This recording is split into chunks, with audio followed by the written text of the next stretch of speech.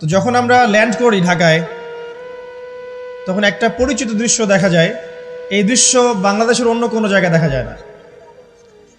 সেটা হলো বাক্সে বাক্সে বন্দি জীবন। উঁচু উঁচু কিছু ইমারত দেখা যায়, ইট কাঠ পাথরের কিছু ইমারত, ছোট ছোট বাক্সের মতো, আকাশ থেকে বাক্সের মতো লাগে দেখতে। তো এই যে বাক্সে বাক্সে বন্দি জীবন, এই দৃশ্যটা ঢাকাতে আসলে দেখা যায়। দেখুন, রাসূলুল্লাহ সাল্লাল্লাহু আলাইহি ওয়াসাল্লাম, একটু মনোযোগের সাথে শুনতে হবে। যখন আমরা ল্যান্ড করি তখন কি দেখি হাইলি কনস্ট্রাক্টেড বিল্ডিংস। ঢাকায় আমরা দেখি হাইলি কনস্ট্রাক্টেড বিল্ডিংস। আজকে থেকে 200 বছর আগে এমন দৃশ্য কেউ দেখেছে কিনা আমার জানা নাই। তবে একটা হাদিস থেকে আমি আলোচনা শুরু করি, তাহলে বুঝতে পারবেন। নবী সাল্লাল্লাহু আলাইহি ওয়াসাল্লাম মসজিদে বসে আছেন, মসজিদের মধ্যে, নববীর মধ্যে, এবং হাদিসটা তার ইন্তেকালের অল্প কিছুদিন আগের হাদিস। এটা প্রারম্ভিক সময়ের হাদিস নয়, শেষের দিকের হাদিস। কোরআনের যেমন শানে নজুল আছে, হাদিসেরও কিন্তু শানে নজুল আছে। ঠিক আছে? কোরআনের যেমন শানে নজুল আছে, এক একটা আয়াত এক একটা প্রেক্ষাপট এসেছে, নাজিল হয়েছে, ঠিক একইভাবে হাদিসেরও কিন্তু শানে নজুল আছে। নবী সাল্লাল্লাহু আলাইহি ওয়াসাল্লামের জীবনের শেষের দিকের হাদিস এটা। তিনি মসজিদে বসে আছেন, একজন ব্যক্তি মসজিদে প্রবেশ করলেন, শুভ্র সাদা কাপড় পরিহিত, ধবধবে সাদা, অতি উত্তম কাপড়, পরিচ্ছন্ন, প্রবেশ করলেন এবং রাসূল সাল্লাল্লাহু আলাইহি ওয়াসাল্লামের হাঁটুর সাথে হাঁটু লাগিয়ে বসলেন। ঠিক আমরা যেমন আত্তাহিয়াতু পড়ার সময় যেভাবে বসি নামাজে, এভাবে। আমার কথা কি বুঝতে পারছেন? আচ্ছা, এবার নবী সাল্লাল্লাহু আলাইহি ওয়াসাল্লামকে তিনি ব্যাক টু ব্যাক 4টা প্রশ্ন করছেন। 1 নম্বর বলছেন, ইয়া মুহাম্মদ, হে মুহাম্মদ সাল্লাল্লাহু আলাইহি ওয়াসাল্লাম, আখবিরনি আনিল ইসলাম, আমাকে ইসলাম সম্পর্কে বলুন। নবীজি বললেন, ইসলাম হচ্ছে কালিমা, আল্লাহ এক সাক্ষ্য দেয়া, নবী মুহাম্মদ সাল্লাল্লাহু আলাইহি ওয়াসাল্লামকে সর্বশেষ রাসূল সাক্ষ্য দেয়া, সালাত কায়েম করা, যাকাত দেয়া, রমাদান মাসে সওম রাখা এবং সামর্থ্য হলে হজ করা, এই হলো ইসলাম। তিনি বললেন, সাদাকতা, আপনি সত্য বলেছেন। ওমর রাদিয়াল্লাহু আনহু বলছেন, ফাআজিবনা লাহু ইয়াসআলুহু ওয়া ইউসাদ্দিকুহু, আমরা তার প্রশ্ন শুনে অবাক হয়ে গেলাম। সে নিজেই প্রশ্ন করছে, নিজেই আবার সত্যায়ন করছে।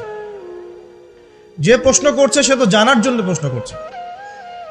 ছাত্র যদি ওস্তাদের কাছে প্রশ্ন করে যে ওস্তাদ এটা কি, ওস্তাদ বলে এটা এই, তখন সেই ছাত্র যদি বলে যে আপনি সত্য বলেছেন, তার মানে এই ছাত্র আগে থেকে উত্তরটা জানতো, তাই নয় কি? তার মানে এই প্রশ্ন করে আগে থেকেই জানে যে উত্তরটা কি হবে। তো দ্বিতীয় প্রশ্ন করছেন তিনি, বলছেন, আখবিরনি আনিল ঈমান, ঈমান কি, আমাকে ঈমান সম্পর্কে বলুন। নবী সাল্লাল্লাহু আলাইহি ওয়াসাল্লাম বলছেন, ঈমান হচ্ছে 6টা বিষয় বিশ্বাস করা। তুমিনা বিল্লাহ, আল্লাহ বিশ্বাস করবে, ওয়া মালাইকাতিহি, তার ফেরেশতা মণ্ডলীর প্রতি, ওয়া কুতুবিহি, তার সমস্ত আসমানি কিতাবের প্রতি, ওয়া রুসুলিহি, তার সমস্ত রাসূলগণের প্রতি, ওয়াল ইয়াউমিল আখির, পরকালের প্রতি, ওয়াল কদরি খায়রি ওয়া শাররি, তাকদীরের ভালো মন্দের প্রতি। এই 6টা পিলারে বিশ্বাস করলে আপনি মুমিন হলেন। প্রশ্নকারী বলছে, সাদাকতা, আপনি সত্য বলেছেন। আবারও তৃতীয় প্রশ্ন করছেন, আখবিরনি আনিল ইহসান, হে মুহাম্মদ সাল্লাল্লাহু আলাইহি ওয়াসাল্লাম, আমাকে ইহসান সম্পর্কে বলুন। ইহসান কি জিনিস? নবী সাল্লাল্লাহু আলাইহি ওয়াসাল্লাম বলছেন, ইহসান হচ্ছে আন তা'বুদাল্লাহা কাআন্নাকা তারাহ, তুমি এমনভাবে আল্লাহর ইবাদত করবে যেন তুমি আল্লাহকে দেখতে পাচ্ছ। ওয়া ইল্লাম তাকুন তারাহু ফাইন্নাহু ইয়ারাক, যদি তুমি আল্লাহকে দেখতে না পারো, জেনে রাখবে আল্লাহ ঠিকই তোমাকে দেখছেন। এই আল্লাহ কনসিয়াসনেসের নাম হচ্ছে ইহসান। কি নাম? ইহসান। ইসলামের ভিত্তি পেলাম 5টা, ইমানের কয়টা পেলাম? 6টা। আর ইহসানের ব্যাখ্যা কি পেলাম? আল্লাহ কনসিয়াসনেস, মানে আল্লাহকে হাজির নাজির জেনে ইবাদত করা। কেউ যদি আল্লাহকে হাজির নাজির জেনে ইবাদত করে, সে কিন্তু পাপ করতে পারবে না। তার নামাজে মনোযোগ কিন্তু ডানে বামে যাবে না ইনশাআল্লাহ। তো তিনি বললেন, সত্য বলেছেন আপনি। এবার চতুর্থ প্রশ্ন করছেন তিনি, যে আখবিরনি আনিস সাআ, আমাকে কিয়ামত সম্পর্কে বলুন, কিয়ামত কবে হবে? তখন নবী সাল্লাল্লাহু আলাইহি ওয়াসাল্লাম বলছেন, মাল মাসউলু আনহা বিআ'লামা মিনাস সাইল, এ বিষয়ে প্রশ্নকারীর চেয়ে উত্তরদাতার জ্ঞান বেশি নয়। এ বিষয়ে প্রশ্নকারীর চাইতে উত্তরদাতার জ্ঞান বেশি নয়, মানে কেউই জানে না কিয়ামত এক্স্যাক্টলি কবে হবে। তখন প্রশ্নকারী থেমে যাচ্ছেন না, প্রশ্নকারী আবার প্রশ্ন করছেন, 5 নম্বর প্রশ্ন, যে ফাখবিরনি আন আমারাতিহা, তাহলে আমাকে কিছু আলামত বলেন কিয়ামতে কিছু আলামত বলেন। নবী সাল্লাল্লাহু আলাইহি ওয়াসাল্লাম অনেক আলামত বলতে পারতেন কিন্তু, এবং তিনি বলেছেনও, সারা জীবনে তিনি অসংখ্য আলামত বলেছেন। এবং আলামতগুলোকে দুই ভাগে ভাগ করা যায়, এগুলো বড় এবং কিছুগুলো হচ্ছে ছোট। যদিও বা সবগুলোই আলামত, তবে এটা হচ্ছে ফিকহের বিষয়, উসুলের বিষয়ের মধ্যে আমরা নিয়ে আসতে পারি যে বড় ছোট ভাগ করা যাচ্ছে, আলেম ওলামারা ভাগ করছেন। যাই হোক, 10টা বড় বড় আলামতের কথা বলা হয়েছে। এই 10টা না আসা পর্যন্ত কিয়ামত হবে না। মসিহুদ দাজ্জালের আগমন, নবী ঈসা ইবনে মারইয়ামের আগমন, ইয়াজুজ আর মাজুজ, দাব্বাতুল আরদ, জমিন থেকে প্রাণী বের হবে, ইয়েমেনের আগুন, 3টা বড় বড় ভূমিকম্প, পশ্চিম দিক থেকে সূর্যোদয়, এরকম 10টা আলামত বলা হয়েছে। এগুলো না হওয়া পর্যন্ত কিয়ামত হবে না। এগুলো এখনো হয়নি, এগুলোর কোনোটাই এখনো আসেনি। এগুলো বাদ দিয়ে যেগুলো আলামত সুগরা আমরা বলছি, ছোট ছোট, এগুলোর ম্যাক্সিমাম প্রায় 99% আমরা এখন দেখতে পারি। তবে দেখার জন্য চোখ লাগবে। আর চোখ বলতে শুধু বাইরের চোখকে বোঝাচ্ছি না, হৃদয়ের কলবের কি লাগবে?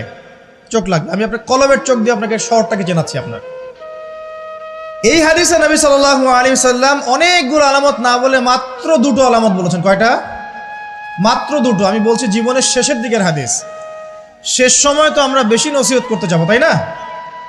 মনে করেন আপনার পিতা মৃত্যুসজ্জায়, আল্লাহ না করুক, এখন তিনি আপনাকে ওসিয়ত করছেন যে বাবা এইটা করবা, এইটা করবা না, মায়ের যত্ন নিও, বোনদের যত্ন নিও, ইত্যাদি ইত্যাদি। তখন তার ওসিয়তগুলোকে আপনি কত গুরুত্বের সাথে গ্রহণ করবেন, এবং সেই সময় যত ইম্পর্টেন্ট কথা থাকবে সেগুলোই তো মানুষ বলবে, তাই নয় কি? সবচেয়ে ইম্পর্টেন্ট কথাগুলোই মানুষ বলবে। তো নবী সাল্লাল্লাহু আলাইহি ওয়াসাল্লাম এদিকে এসে মাত্র 2টো সাইনের কথা বলছেন। তার মধ্যে একটা হচ্ছে, ভালো করে শোনেন, তার মধ্যে একটা হচ্ছে আনতালিদাল আমাতু রাব্বাতুহা। যখন তুমি দেখবে, প্রশ্নকারীকে বলছে, যখন তুমি দেখবে যে দাসী তার মনিবকে জন্ম দিচ্ছে, দাসী তার মনিবকে জন্ম দিচ্ছে, মানে দাসী কিভাবে মনিবকে জন্ম দিতে পারে? দাসী কি মনিবকে জন্ম দিতে পারে? উত্তর, এখানে 3টা ব্যাখ্যা হতে পারে। কয়টা ব্যাখ্যা? 3টা। এছাড়াও আরো ব্যাখ্যা হতে পারে, হয়তো আল্লাহ পাক সেটা আমাদের জেহেনে হয়তো এখনো দেন নাই, হয়তো এমন কেউ আসবে পরবর্তী জেনারেশন, তারা হয়তো আরো ব্যাখ্যা করতে পারবে। তবে 3টা ব্যাখ্যা এখন পাওয়া যায়। 1 নাম্বার, দাসী তার মনিবকে জন্ম দিবে অর্থ হচ্ছে পিতা মাতার সাথে দাস দাসীর মতো আচরণ করা হবে। এবং এটাও কিন্তু কিয়ামতের আগের একটা বড় নিদর্শন যে পিতা মাতার সাথে দাস দাসীর মতো আচরণ করা হবে। এবং যেটা এখন হচ্ছে, আমরা দেখছি পিতা মাতার অধিকার তারা পাচ্ছে না, সন্তানদের হাতে নির্যাতনের শিকার হচ্ছে, বৃদ্ধাশ্রমে থাকতে হচ্ছে। সারা জীবন যে সন্তানকে বড় করলো, আজকে সেই সন্তান তার ওই যে কাফনের টাকা পর্যন্ত দিতে যাচ্ছে না, মারা গেছে লাশটা পর্যন্ত নিতে আসে না, এমন হচ্ছে না? এবং বস্তুবাদী শহরগুলোতে তো এটা বেশি। আর আমাদের শহরটা বস্তুবাদী না? তো আমাদের শহরে মানুষ বস্তুবাদী না? মানুষ বস্তুবাদী, কেউ অন্যের দিকে তাকানোর সময় নাই। এটা বোঝার জন্য আপনাকে ফ্লাইওভারে উঠতে হবে। ফ্লাইওভারে উঠে দাঁড়িয়ে থাকেন, দেখেন মানুষ ছুটছে নিজের চরকায় তেল দেওয়ার জন্য, কারো দিকে তাকানোর সময় নাই। এই সকাল থেকে শুরু হয়, রাত একদম 3টা-4টা পর্যন্ত এটা চলছে, সারাদিন 24/7। উদ্দেশ্য কি? দুনিয়া।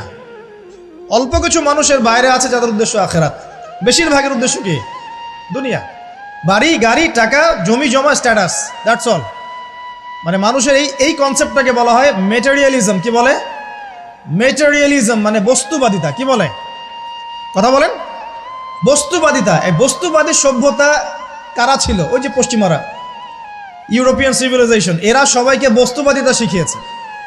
মুমিনের চিন্তা থাকে পরকাল কেন্দ্রিক, যে কাজে পরকালের স্বার্থ আছে আমি সেই কাজ করব, যেই কাজে পরকালের স্বার্থ নয় আমি করব না, এটা মুমিনের চিন্তা। আর কাফের মুশরিক বেদিন ফাসেক মুনাফিকদের চিন্তা হচ্ছে যেখানে দুনিয়ার স্বার্থ ওখানে থাকবো, দুনিয়ার স্বার্থ নাই থাকবো না।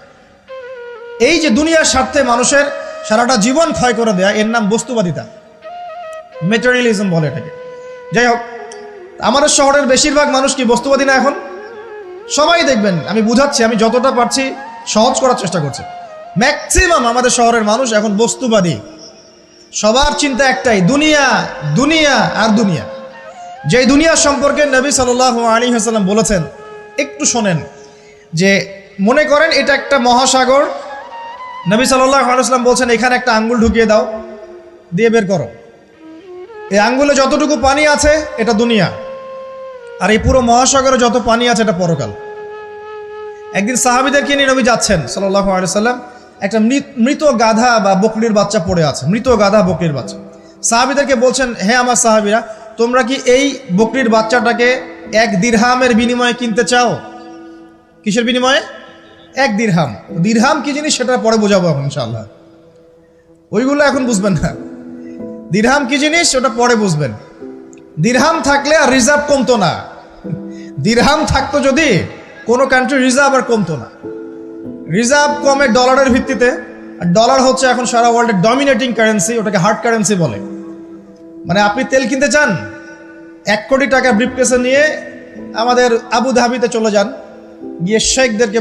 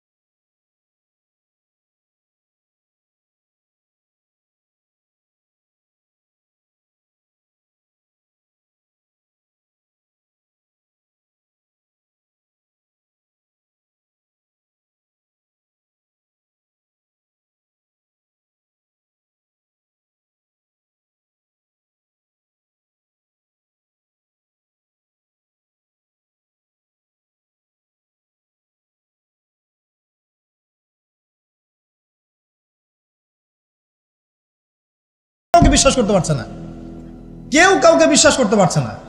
স্বামী তার স্ত্রীকে বিশ্বাস করে না। এই শহরে বহু স্বামী আছে এই শহরের, স্ত্রীকে বিশ্বাস করে না, কারণ জানে যে আমি বাইরে গেলে ফোনে অনেকগুলো বেটার সাথে লাইন মারে। স্বামী খুব ভালো করে জানে। এ কারণে দেখা যায় স্বামীও বাইরে আবার কয়েকটা একাধিক ওই যে বলবো উপস্ত্রী উপপত্নী জোগাড় করে রেখে দিছে, আছে না? মেয়ে স্ত্রী বাসায়, স্বামী যখন চলে যায় স্ত্রী অন্যের সাথে পরকিয়া করে, আবার স্বামী বাইরে গিয়ে স্ত্রীকে বাদ দিয়ে অন্য মেয়ের সাথে পরকিয়া করে। এই জিনিসটাই শহরে বেশি না কম বলেন? লজ্জা করেন না, সত্যি কথা বলেন, এটা বেশি না কম? বেশি, দিন দিন বাড়ছে। আর যে মিডিয়াগুলো আমরা দেখি এগুলোই শিখায় আমাদেরকে, পরকিয়া শিখায় না? পরকিয়া শিখায়। আর এটা যে এত ভয়াবহ মহামারী আকার ধারণ করেছে না, অনেক ক্ষেত্রে দেখা যায় স্বামী অফিসে যাওয়ার সাথে সাথেই বয়ফ্রেন্ড বাসায় হাজির। এই যে বাক্সে বাক্সে বন্দি জীবন বললাম, বাক্সে বাক্সে বন্দি, ফ্ল্যাটের ভিতরে তো ঢুকলে আর বোঝা যায় না ভিতরে কি হচ্ছে। কত ফ্ল্যাটে যে জেনা হয় এখন এই শহরে আল্লাহ ভালো জানে। এই ফ্ল্যাটের প্রত্যেকটা ইঞ্চি ইঞ্চি মাটি আল্লাহর কাছে সাক্ষী দিবে। যেখানে যে মাটিতে বসে অবিবাহিত যুবক যুবতী জেনা করেছে আর বিবাহিত যুবক যুবতীরা এবং এই স্বামী স্ত্রীর জেনা করেছে, এর ইঞ্চি ইঞ্চি মাটি আল্লাহর কাছে কথা বলবে। এর ইঞ্চি ইঞ্চি মাটি আল্লাহর সামনে কথা বলবে। ইয়াউমা ইযিন তুহাদ্দিসু আখবারাহা, সেদিন তুহাদ্দিসু আখবারাহা, জমিন তার খবর বলবে আল্লাহর কাছে। জমিনের কোথায় কোন পাপ হয়েছে সব বলে দিবে। এই জমিনে এখানে দাঁড়িয়ে জেনা করেছে, ওইখানে দাঁড়িয়ে মদ খেয়েছে, ওইখানে কাউকে খুন করেছে, জমিন বলে দিবে। একটা কথা এখানে মাঝখানে বলে দেই, যারা অবিবাহিত যুবক যুবতী আছো, এই লেকচার তোমরা যারা শুনছো, তোমাদের মধ্যে কেউ যদি জেনা করে থাকো, অবিবাহিতর কথা বলছি, তোমাদের কাঁধের মধ্যে এখন 100 বেত্রাঘাতের শাস্তি ঝুলে আছে। সূরা নূরের 1 থেকে 3 নম্বর আয়াত পড়ে দেখবে, অবিবাহিত যুবক যুবতী যদি জেনা করে তাদের শাস্তি হচ্ছে 100 বেত্রাঘাত, তাও জনসমক্ষে, এবং এক বছরের জন্য নির্বাসন। এই বিধানগুলো যদি পৃথিবীর কোনো দেশেও না থাকে, আসমানে আছে। মরার সাথে সাথেই এই বিধান কার্যকর হবে ইনশাআল্লাহ। বাঁচার বুদ্ধি কি? একটাই উপায় আছে। এই লেকচার কানে চলে গেছে, অনতিবিলম্বে অজু করবে।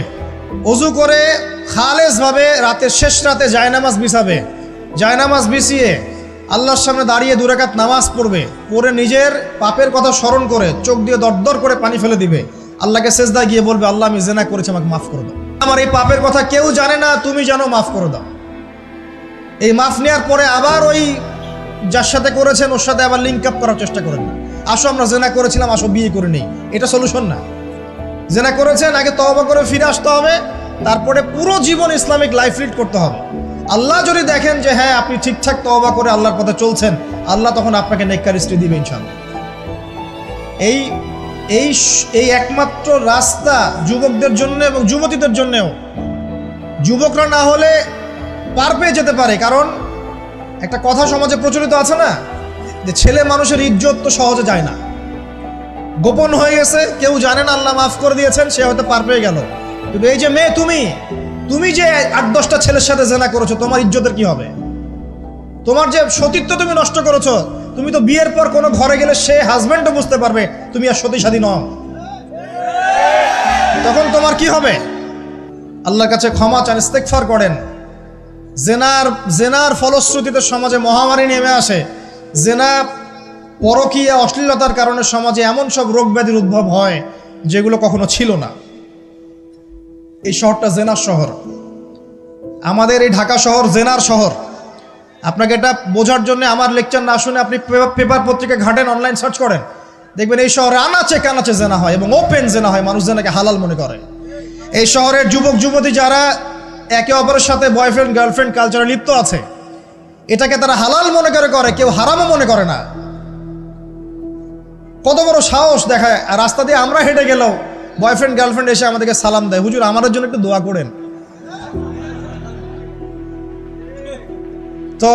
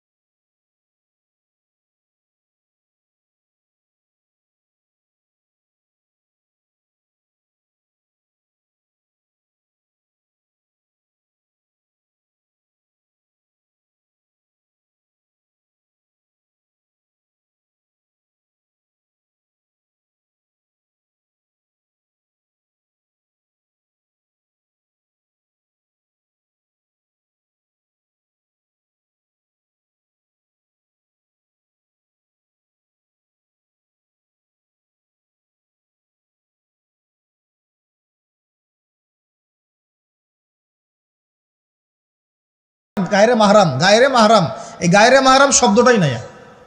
কাজিন, চাচাতো বোন, মামাতো বোন, খালাতো বোন, এই যে কাজিন, এরা জেনা করছে। কি দেখা বাকি রেখেছে এই যুগে আমরা? এই যুগে আমরা দেখছি যে নিজের মেয়ের সাথে পিতার শারীরিক সম্পর্ক। পেপার পত্রিকা পড়েন, একটু অনলাইন ঘাটেন, দেখেন কোন যুগে আছেন আপনি। সমাজে ন্যায় অন্যায় হক বাতিলের মানদণ্ডই উল্টে যাবে। মানুষ ন্যায়কে অন্যায় মনে করবে, অন্যায়গুলোকে ন্যায় মনে করে নিবে। কোনো মানদণ্ড নাই। আমাদের শহরের এই অবস্থা, শান্তিতে কিভাবে ঘুমাবেন আপনি? নিশ্চিন্তে থাকবেন কিভাবে? কখন যে আল্লাহর গজব চলে আসে। কোরআনে একটা আয়াত আছে, যখন আল্লাহ পাকের গজব আসবে তখন শুধু জালেমদের উপর খাস করে আসবে না। আলেমদেরকে জিজ্ঞাসা করেন, আলেম ওলামাদেরকে জিজ্ঞাসা করেন, যখন আল্লাহর গজব আসবে জালেমদের উপরে শুধু খাসভাবে আসবে না, সবার উপরে আসবে। তা আমি খুব ভালো মানুষ, ওয়াজ করছি, নসিহত করছি, পার পেয়ে যাবো এমন ভাবার সুযোগই নাই। আপনাকে আপনার সাধ্য মতো অন্যায়ের প্রতিবাদ করার চেষ্টা করতে হবে। লাতা'মুরুন্না বিল মা'রুফ, নবীজি বলছেন অবশ্যই তোমরা সৎ কাজের আদেশ করো। ওয়ালা তানহাউন্না আনিল মুনকার, অবশ্যই অসৎ কাজে নিষেধ করো। আও লা ইউশিকান্নাল্লাহু আন ইয়াবআসা আলাইকুম ইকাবাম মিন, অন্যথায় আমি আশঙ্কা করি তোমাদের উপর আল্লাহর পক্ষ থেকে বিশাল গজব আসবে। সুম্মা তাদউনাহু, এরপর তোমরা সবাই আল্লাহর কাছে দোয়া করবে, আল্লাহ গজব সরিয়ে দাও। লা ইউস্তাজাবু দুআকুম, তোমাদের দোয়া কবুল করা হবে না। নবী সাল্লাল্লাহু আলাইহি ওয়াসাল্লাম বলেন মান রাআ মিনকুম মুনকারান, তোমাদের মধ্যে যে কেউ হুএভার হি ইজ, যে কেউ যদি কোনো মুনকার, নোংরা গর্হিত কোনো কাজ দেখে, তাহলে যেন ফাল ইউগাইয়ির বিয়াদিহি, তার সামর্থ্য থাকলে হাত দিয়ে যেন ঠেকায়। যাদেরকে আল্লাহ পাক হাত দিয়ে ঠেকানোর ক্ষমতা দিয়েছেন তাদেরকে আল্লাহ পাক জিজ্ঞাসাবাদ করবেন, কেন ঠেকালে না তুমি? জেনার লাইসেন্স দিলে কেন? মদের লাইসেন্স দিচ্ছ কেন? ঠেকালে না কেন? তুমি অন্যায় কাজকে ঠেকালে না কেন? যদি তুমি না পারো, ওয়াইল্লাম ইয়াস্তাতি, যদি সে না পারে, তাহলে ফাল ইউগাইয়ির বিলিসানি, তাহলে যেন মুখ দিয়ে সেটা প্রতিবাদ করে। এই যে মুখ দিয়ে প্রতিবাদ করার ক্ষমতা আলেম ওলামার আছে, যাদের হাতের ক্ষমতা নেই, মুখের ক্ষমতা আছে। সেটাও যদি না পারো, ওয়াইল্লাম ইয়াস্তাতি, সেটাতেও যদি সে সক্ষম না হয়, ফাবিকলবিহি, তাহলে যেন অন্তর দিয়ে ঘৃণাটা পর্যন্ত করে। ওয়াবিযালিকা আদআফুল ঈমান, এটা হচ্ছে ঈমানের সবচেয়ে নিকৃষ্ট একটা অবস্থা, সর্বনিম্ন অবস্থা। এর নিচে ঈমানের কোনো অবস্থাই নাই।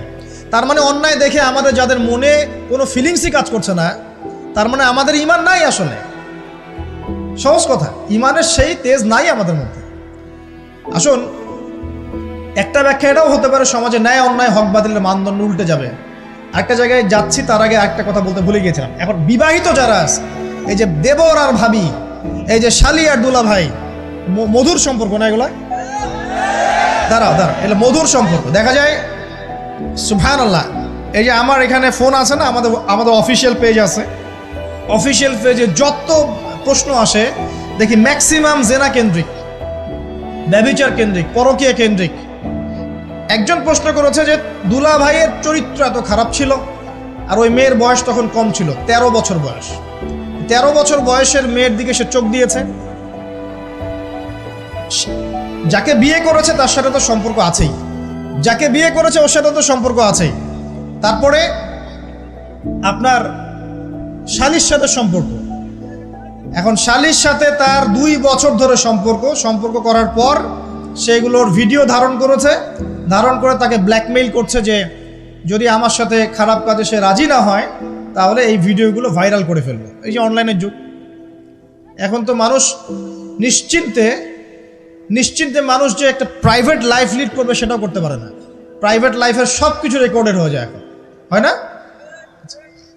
এটা একটা ফিতনা, মহা ফিতনা। এখন সে রেকর্ড করেছে, এইভাবে ব্ল্যাকমেইল করে এই শালীর সতীত্ব নষ্ট করলো। 1 বছর 2 বছর না, 3 বছর ধরে। এখন এই মেয়ে প্রশ্ন করছে পেজের মধ্যে যে এখন তার মানসিক অবস্থা এতই খারাপ, সে জিজ্ঞাসা করছে আমি যদি আত্মহত্যা করি তাহলে আমার পাপ হবে কিনা। এই মেয়েটা যদি আপনার বোন হতো কি করতেন আপনি? আল্লাহ না করুক এই মেয়ে যদি কারো মেয়ে হতো তাহলে কি করতেন আপনি? আপনার কাছের কেউ হলে আপনি কি করতেন? এখানে ওই শাস্তিটা না বলে সামনে যেতে পারছি না।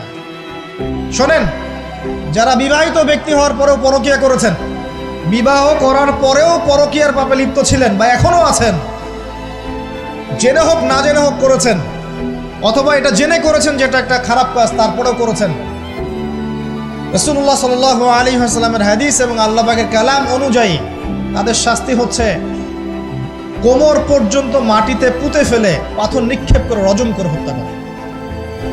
ইসলামিক যদি কোনো রাষ্ট্র থাকতো, বা এটা যদি হতো, বা এটা যদি ইমামুল মাহদির যুগ হতো বা ওমর রাদিয়াল্লাহু আনহুর যুগ হতো, তাহলে এই শাস্তির বাইরে আপনি চলতে পারতেন না, যদি এটা প্রমাণ হতো। এই শাস্তি যদি দুনিয়াতে কার্যকর নাও হয়, আপনি যদি তওবা না করে মারা যান, তাহলে কিয়ামতের মাঠে এই শাস্তি আপনি ভোগ করবেন। খুব মজা লাগছে পরকিয়া করতে? সকালে একটার সাথে, দুপুরে একটার সাথে, আজকে একজনের সাথে রাত কাটান, কালকে আরেকজনের সাথে রাত কাটান, খুব মজা পাচ্ছেন। রাত্রেবেলা মদ খান আর হোটেলে রাত কাটান, সকালবেলা আবার অফিসে যান। আমাদের শহরের এগুলা কালচার কোত্থেকে আসলো? এই শহরকে পবিত্র করবে কে, এবং এই শহরের আসল রূপগুলো স্পষ্ট করবে কারা? খুব মজা পাচ্ছেন এগুলোতে। সুবহানাল্লাহ। একটা বিষয় বুঝাই, ইসলামে কেসাস আছে, কেসাস। মনে করেন আমাকে কেউ হত্যা করেছে, আপনি তাকে হত্যা করতে পারবেন। মনে করেন আপনি কাউকে হত্যা করেছেন, ঠিক আমাদের লজের মধ্যে কেউ যদি কাউকে হত্যা করে তাকে ফাঁসি দেওয়া হয় না?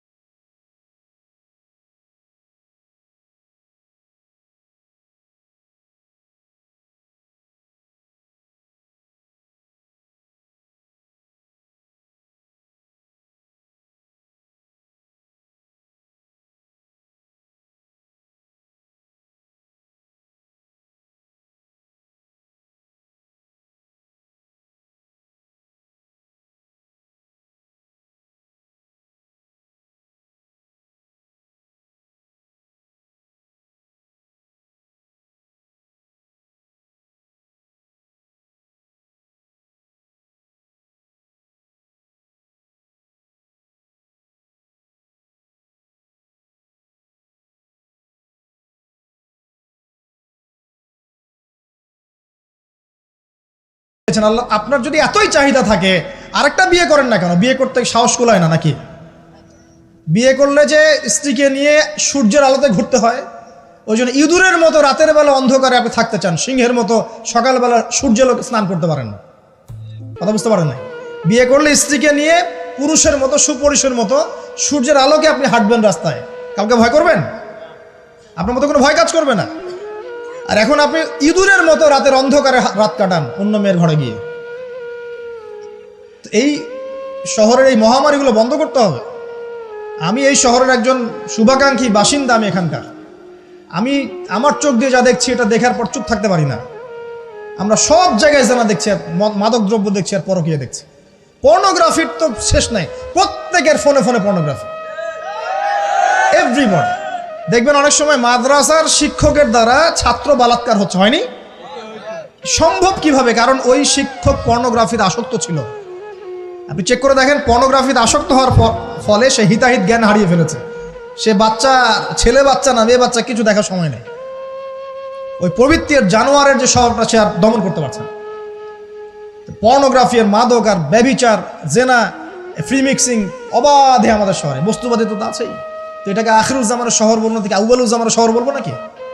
শুধু এই শহরের সমস্যা এটা নয়, প্রত্যেক বড় বড় শহরেই সমস্যা। ইভেন এগুলো এখন গ্রামে পর্যন্ত চলে গেছে। এগুলো গ্রামেও চলে গেছে, গ্রামে আরো বেশি আছে। দেখবেন শহরের ছেলেরা তো জিন্স আর টি শার্ট পরা মেয়েদেরকে দেখে অভ্যস্ত না, এরা না একটু কন্ট্রোল করতে পারে। আর যখন একটা গ্রামের ছেলে পর্নোগ্রাফি দেখবে, সে তো আর নিজেকে কন্ট্রোল করতে পারে না। বুঝতে পারছেন না?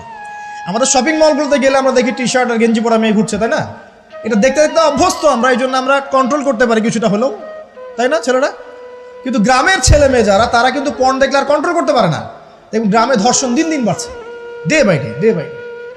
এই সমস্যাগুলো বড় বড় প্রত্যেক বিগ সিটিজ অ্যান্ড টাউনে এই সমস্যা, একই সমস্যা। এগুলো ছড়ালো কারা? ওই পশ্চিমাদের থেকে এই সমস্ত বিশ্বে এগুলো ছড়িয়ে গেছে।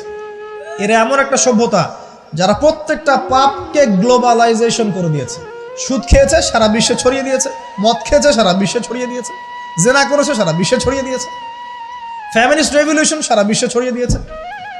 ব্যাংকিং, সুদভিত্তিক ব্যাংকিং সিস্টেম সারা বিশ্বে ছড়িয়ে দিয়েছে। প্রত্যেকটা সমস্যা দেখবেন ওখান থেকে সারা বিশ্বে ছড়িয়ে গেছে। আর আমরা মনে করি ওরাই নাকি মানবতার মুক্তির পথ দেখাবে। সুবহানাল্লাহ। ওরা তো ছেলে ছেলে বিয়ে করে। যে সম্প্রদায় ছেলে ছেলে বিয়ে করে, ও আমাকে ভালো মন্দ শিখাবে? ওখানে তো একটা প্রত্যেক 10 সেকেন্ডে একটা করে মেয়ে রেপ হয় আফ্রিকান কন্টিনেন্টে। জার্মানির, আমি পর্নোগ্রাফির একটা লেকচার দিয়েছি, দেখবেন নীল দর্পণ, ওখানে সব ডিটেলস দিয়েছে। জার্মানি, ব্রিটেন বলেন, আমেরিকা বলেন, এই প্রত্যেকটা কান্ট্রির মধ্যে প্রত্যেক মিনিটেই একটা করে মেয়ে ধর্ষণের শিকার হচ্ছে। ওরা আমাকে শিখাবে নারীর স্বাধীনতা, অধিকার? আমার কাছে কোরআন এবং সুন্নাহ আছে, রাসূল আছেন, আমার কাছে আল্লাহ আছেন। এগুলোকে বাদ দিয়ে তোমার কথা শুনতে হবে আমাকে? এরা আমাদেরকে বাঁচাবে না, বরং এরা সারা বিশ্বে ইয়াজুজ মাজুজের মতো ফিতনার ফাসাদ সৃষ্টি করে বেড়াচ্ছে। আসুন, একটা ব্যাখ্যানে অনেক কথা হয়ে গেল।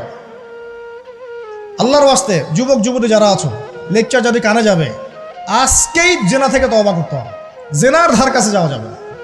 হালালভাবে বিয়ে করো। যদি তোমার খুব যৌন চাহিদা থাকে, তোমার অনেক চাহিদা, তোমার অনেক সম্পত্তি আছে, ব্যালেন্স করতে পারো, একাধিক বিয়ে করো, কি সমস্যা? পরকীয়া করতে যাচ্ছেন কি জন্য? করবেন না। আর হালাল উপার্জনের সোর্স হয়ে গেছে, অবিবাহিত থাকার দরকার নাই, বিয়ে করে ফেলেন। বিয়ে আপনার জীবনটাকে সুশৃঙ্খলতা নিয়ে আসবে। আমি গার্ডিয়ানদেরকে রিকোয়েস্ট করবো যে বিয়েটাকে সহজ করে দেন, কঠিন জটিল করেন না, জেনা বাড়তে থাকবে। না হলে যে সন্তান, যে ছেলেটাকে মেয়েটাকে ছোট মনে করছেন না, ছোট নাই, সে অলরেডি 4-5 ঘাটের পানি খেয়ে আসছে। দেখবেন,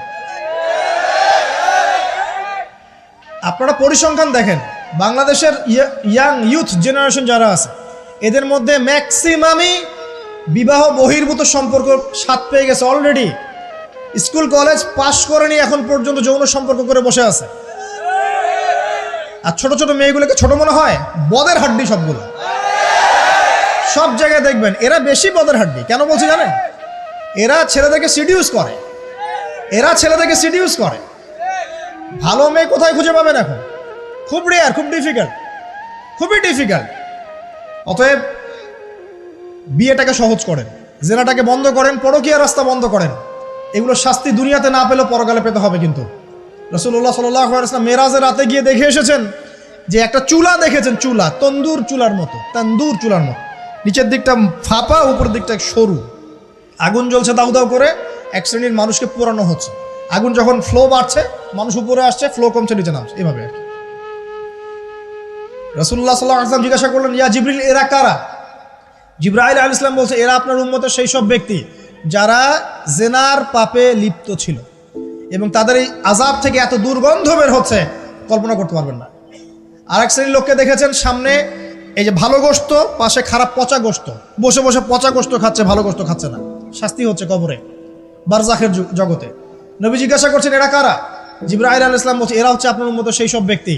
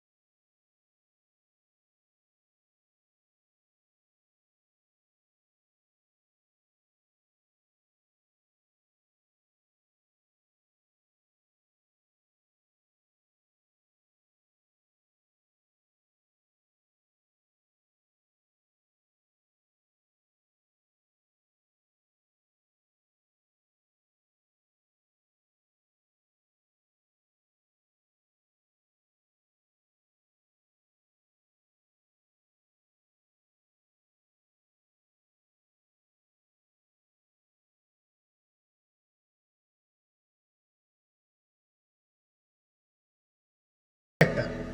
আর আপনি বলেন বিগত 200 বছর আগের বিশ্বের দিকে তাকিয়ে দেখবেন বড় বড় শহরগুলোতে উঁচু উঁচু বিল্ডিং নির্মাণের প্রতিযোগিতা ছিল কি না? ছিল কি না? এই ব্রিটিশ পিরিয়ডেও কি ছিল কি না?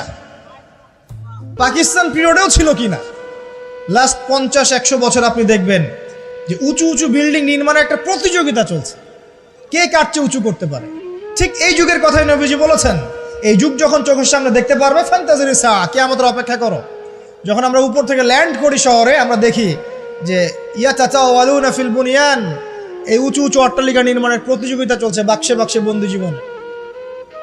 তো কিভাবে সম্ভব? প্রশ্ন এখন একটা আপনার কাছে আমার, কিভাবে সম্ভব? সমাজের সবচেয়ে নিম্ন শ্রেণীর মানুষ, রাখাল শ্রেণীর মানুষ, গায়ে কাপড় নাই, স্যান্ডেল নাই, কিভাবে পড়বে সে? উত্তর দেন না, কিভাবে সম্ভব? উত্তর দুটো। এক, সুদের মধ্য দিয়ে সম্ভব। সুদের মধ্য দিয়ে সম্ভব সবচেয়ে দরিদ্র মানুষের বিল্ডিং নির্মাণের প্রতিযোগিতা সম্ভব। সেকেন্ডটা হচ্ছে অন্যের সম্পদ আত্মসাৎ এবং করাপশন, এর মধ্য দিয়ে সম্ভব এটা করা। এবং এই জিনিসগুলোও শেষ জামানার আলামত। শেষ জামানার সুদ র্যাপিডলি বাড়তে থাকবে। একটা ব্যক্তি খুঁজে পাওয়া যাবে না মনে হয় যার গায়ে সুদের ছিটাফোঁটা গিয়ে লাগবে না। এই যে আমি বসে আছি, মনে করছেন আমি সুদ খাই না, বা আপনি খাচ্ছেন না? আপনি না খেলেও, প্রত্যক্ষভাবে না খেলেও পরোক্ষভাবে ঠিকই খাচ্ছেন। না খেলেও আপনার গায়ে সুদের ছিটাফোঁটা গিয়ে লাগছেই। এমন কোনো কান্ট্রি পৃথিবীতে নাই যেটা টোটালি সুদমুক্ত হতে পারবে এখন। IMF এর আন্ডারে আর ওয়ার্ল্ড ব্যাংকের আন্ডারে কোনো কান্ট্রি পারবে না। আপনি যাই নিতে যান, চড়া সুদের লোন দিতে হবে, আর এই লোন আমাদের পকেট থেকে শোধ করতে হবে। অতএব প্রত্যক্ষভাবে না খেলেও পরোক্ষভাবে আপনি খাচ্ছেন। হয় খাচ্ছেন, না হয় দিচ্ছেন, না হলে সাক্ষী থাকছেন, না হলে লিখে রাখছেন, কিছু একটা করছেন। এটা সেই জামানা। আর কি? করাপশন, অন্যের সম্পদ আত্মসাতের এই যে একটা প্রতিযোগিতা চলছে আমাদের অন্যায়ভাবে, এর মধ্য দিয়ে সম্ভব এই নিচু শ্রেণীর মানুষের অট্টালিকা নির্মাণের প্রতিযোগিতা। প্রিয় ভাইয়েরা, রাত অনেক গভীর হয়েছে, আর দীর্ঘ লম্বা করছি না, একটু কনক্লুশনের দিকে আসি, একটু মনোযোগ দেন। দেখুন, আলামাতুস সাআ নিয়ে পড়াশোনা করুন, পাশাপাশি কোরআন হাদিস পড়বেন অবশ্যই, এর পাশাপাশি ইকোনমিক্স পড়েন, ওয়ার্ল্ড অ্যাফেয়ার্স বোঝেন, হিস্ট্রি পড়েন। এগুলোকে কম্বাইন্ড করে আপনি দেখবেন যে আপনার বাহ্যিক চোখ, অভ্যন্তরীণ চোখ খুলে যাবে ইনশাআল্লাহ। আপনি বুঝতে পারবেন যে এখনকার সময় আর 100 বছর আগের সময় সেম না। এখন বহু কিছু দেখা যাচ্ছে যেগুলো আগে দেখা যেত না। আর আমরা আমাদের শহরটাকে যদি বাঁচাতে চাই, তাহলে আমাদের এই জেনার মহামারী থেকে বের হতে হবে, মাদকের মহামারী থেকে বের হতে হবে, সুদের মহামারী থেকে বের হতে হবে, অবিশ্বাস প্রতারণার এই যুগ থেকে বের হতে হবে, ব্যভিচারের যুগ থেকে বের হতে হবে। আমাদের পারিবারিক মূল্যবোধগুলো ঠিক করতে হবে, সবাইকে কোরআন সুন্নাহর জ্ঞানে জ্ঞানী হওয়ার চেষ্টা করতে হবে। বস্তুবাদিতা, দুনিয়ার মোহ থেকে আগে বের হতে হবে, দুনিয়ার মোহ থেকে বের হতে হবে। দুনিয়ার মোহটা থেকে বের হলেই সব ঠিক হয়ে যাবে ইনশাআল্লাহ। কবর, পরকাল, আখেরাত, এগুলো চিন্তা ফিকির সবসময় থাকলেই বের হতে পারবেন ইনশাআল্লাহ। শিয়ানা ধার্মিক হওয়ার দরকার নাই। ধর্ম খুব ভালো বুঝি, দুনিয়াটা আগে বুঝি, ধর্ম পরে বুঝি, প্রয়োজন নাই। এটা শিয়ানা ধার্মিক। আগে দুনিয়ার স্বার্থ ঠিক বুঝবে, তারপর পরকাল। নো, আগে পরকাল বুঝবো, তারপর দুনিয়া। যে কাজে পরকালীন স্বার্থ নাই আমি নাই, যে কাজে পরকালীন স্বার্থ আছে আমরা আছি ইনশাআল্লাহ। প্রত্যেক মুসলিম যুবক যুবতী, তরুণ তরুণী এবং আমাদের শ্রদ্ধেয় বড়রা যারা আছেন, সকলের প্রতি একটা আমার প্রাণ ভরা একটা নসিহত, যে আমাদের সবাইকে আগে জ্ঞান অর্জন করতে হবে, চর্চা বাড়াতে হবে, পাশাপাশি আধ্যাত্মিকত্ব অর্জন করতে হবে, এহসান দরকার, ইমানের আলো দরকার, ইসলামের পরিপূর্ণতা দরকার, আংশিক না, পরিপূর্ণ ইসলাম দরকার। উদখুলু ফিস সিলমি কাফা, পরিপূর্ণরূপ। নৈতিকতার অবক্ষয় হয়েছে, এটাকে ঠিক করতে হবে। আমাদের যুবক সমাজকে মাদকের মহামারী থেকে বের করতে হবে, ওদের জন্য রিজিকের সোর্সগুলো বাড়াতে হবে। উদ্যোক্তা হয়ে যান, পড়াশোনা করে উদ্যোক্তা হয়ে যান, ব্যবসা করেন, ব্যবসায় অগ্রগামী হন, প্রয়োজনে কৃষিভিত্তিক অর্থনীতিতে যান, উদ্যোক্তা হয়ে যান। হয়ে গেছে, বিয়ে করে ফেলেন, পারিবারিক আদর্শ ঠিক করেন। পরিবারের চাল ডাল নাই, পরিবারে পর্দা যেন থাকে। পরিবারে চাল ডাল নাই, পরিবারে পর্দা থাকতে হবে। পরিবারে খাবারের সংকট আছে, থাক, পরিবারে নামাজ থাকতে হবে, তালিম থাকবে, কোরআন থাকবে, সন্তানদেরকে ইসলামিকভাবে প্রতিপালন করতে হবে। শেষ জামানার আলামতগুলো যখন দেখা যাচ্ছে, এখন আর আয়েশ করে বসে থাকার কোনো সুযোগ নাই। সর্বপ্রথম নসিহত, পড়াশোনা করুন, বস্তুবাদিতা থেকে বেরিয়ে আসুন, ম্যাটেরিয়ালিজম থেকে বেরিয়ে আসুন, পরকালের বান্দা হয়ে যান। পরকাল ঠিক আছে, তারপর দুনিয়া ঠিক করেন। অল্পতে সন্তুষ্ট থাকার চেষ্টা করেন। এত বেশি প্রয়োজন নয় আমাদের। দুনিয়ার জীবনে এসেছি একটা পানির মতো, হাতের মধ্যে লেগে থাকা পানি। আর পরকালটা পুরো মহাসমুদ্র। মৃত গাধার মতো দাম নয় আল্লাহর কাছে দুনিয়ার। অতএব এত বেশি ফোকাস করার দরকার নেই, যতটুকুতে আমাদের হয়ে যায় ব্যাস সন্তুষ্ট থাকেন। মা বোনদেরকে পর্দা রাখার চেষ্টা করেন, আপনার মেয়ের দিকে খেয়াল রাখেন, মেয়ের দিকে খেয়াল রাখেন। এই 8 বছর 9 বছর মেয়ে হয়ে গেছে, ওর দিকেও খেয়াল রাখতে হবে আপনাকে। প্রচুর বাচ্চাদের উপরে অ্যাবিউজিং বেড়েছে, বাচ্চাদের উপরে অ্যাবিউজিং প্রচুর বেড়ে গেছে। ছোট ছোট বাচ্চাদেরকে রেপ করা হচ্ছে এখন। বাসায় পর্দা খুব স্ট্রিক্টলি মেনটেন করতে হবে। এই বয়ফ্রেন্ড গার্লফ্রেন্ড কালচার বাদ দেন, এই জেনার নামে বয়ফ্রেন্ড গার্লফ্রেন্ড কালচার বন্ধ করেন, ফ্রি মিক্সিং বন্ধ করেন। আপনার মেয়েকে পড়াতে চান, আপনি মেয়েদের স্কুলে দেন, মেয়েদের কলেজে দেন, মেয়েদের মাদ্রাসায় দেন। ফ্রি মিক্সিং আছে ওখানে দিয়েন না। আপনি চাকরি করতে যাচ্ছেন মেয়ে হয়ে, যেখানে মেয়েরা চাকরি করে সেখানে করেন। ছেলেদের সাথে ফ্রি মিক্সিংয়ে যায় না। যদি ইজ্জতের মূল্য থেকে থাকে তাহলে এগুলো করেন। আর না হলে ওই যে একটা স্বনামধন্য কলেজের নাম দেখলেন কয়েকদিন আগে, একটা সার্টিফিকেট অর্জন করার জন্যে যদি আপনাকে অন্যের বিছানায় রাত কাটাতে হয়, ওই সার্টিফিকেটের মুখে থুতু দিই আমরা। কোনো প্রয়োজন আছে? ইজ্জত বিক্রি করে সার্টিফিকেট অর্জন করতে হবে? আর তোমরা একটা চাকরি পাওয়ার জন্যে অন্যায়ভাবে অন্যদেরকে হল থেকে বহিষ্কার করছো, পিটাচ্ছ, হকি স্টিক দিয়ে মারছো, এর ফল কি তোমাকে পরকালে ভোগ করতে হবে না? একটা চাকরির জন্য তুমি তোমার গায়রতকে বিসর্জন দিয়ে দিলা, অনেস্টিকে বিসর্জন দিয়ে দিলা। রিজিকের মালিক কে?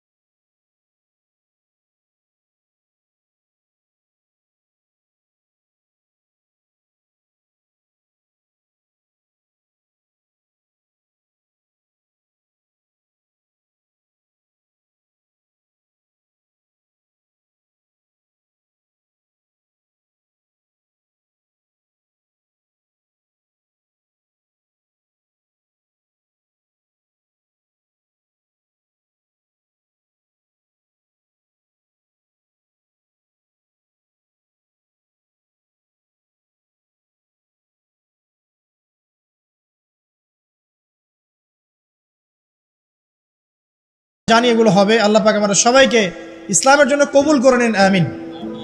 আমরা দোয়া করি, সবাই দোয়ায় শরীক হন যে আল্লাহ পাক আমাদের সবার চরিত্রটাকে যেন হেফাজত করেন। আমাদের সবাইকে আল্লাহ পাক কোরআন এবং সুন্নাহ অনুযায়ী জীবন যাপন করার তৌফিক